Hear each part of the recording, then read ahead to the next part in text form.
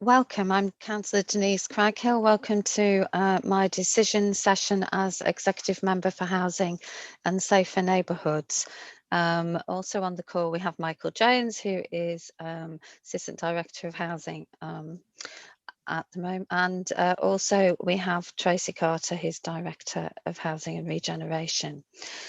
So agenda item number 1, declarations of interest. I don't have any interests to declare.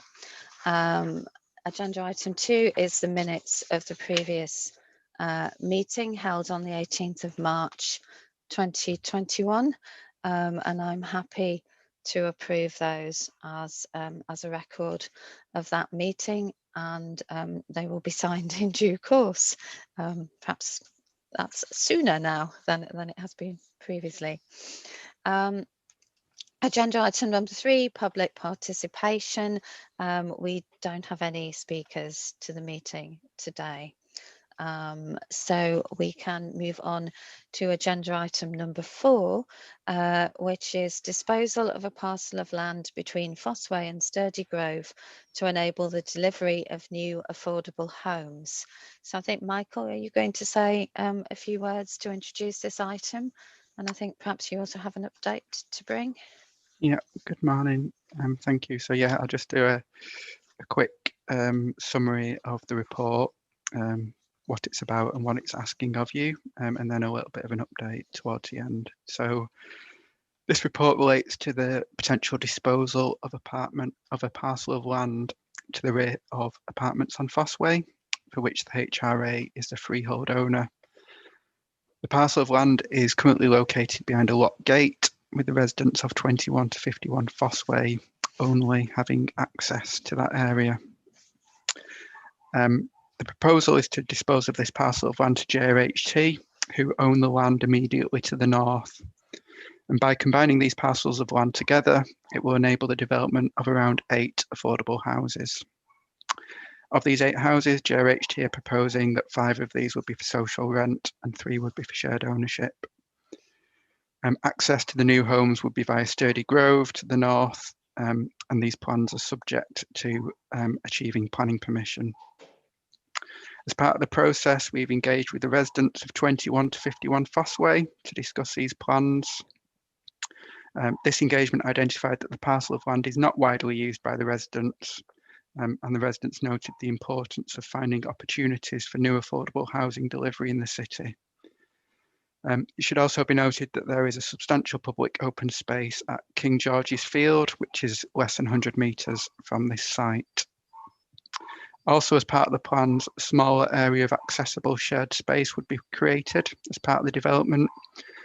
JRHT would seed or turf this area on our behalf, and then we would speak to the residents of 21 to 51 Fossway about how they might want to use this land in the future, which could accommodate some seating, washing lines or planted areas.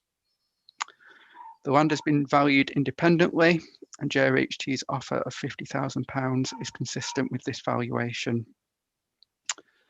Since the report has been written, I've sought greater clarity from JRHT about the environmental standards which they're aiming to achieve for the new homes on this site. And JRHT have confirmed that their design will take advantage of the south-facing rear aspect to maximise solar gain in line with some of the principles of Passive House. The homes will be very well insulated, achieve very good levels of air tightness, significantly above building regulation standards. They will be targeting an EPC A rating, but have committed to achieving at least a mid EPC B level rating. All of the houses would have solar PV on their south-facing rear roof slopes, and JRHT would include air source heat pumps for providing heating and hot water to the properties. So overall, our view is that this proposal would achieve a very high standard, environmental standard for the houses, which would help to both reduce carbon emissions from the homes and residents' energy bills. Following this conversation with JRHT, I've sought advice from colleagues in legal who have stated that it would be appropriate to capture these standards in the sales agreement. And in line with conversations with legal, they've recommended a slightly amended recommendation 1.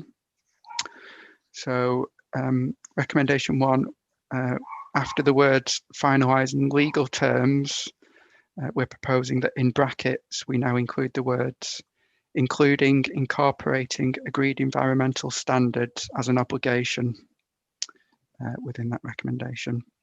And recommendation 2 gives delegated authority to the corporate director of place to agree the final words of this legal agreement in line with the terms set out in this report. So that's it from me by way of an update. Very, very happy to take any questions. No, thank you very much. I don't really have any questions. I'm happy with the update. I am pleased that this is an example of the council working with a registered provider to provide more affordable housing in the city, and that it is also to high standards of low carbon building, and I hope this is a model that we can replicate in different ways as in future, to do both of those things.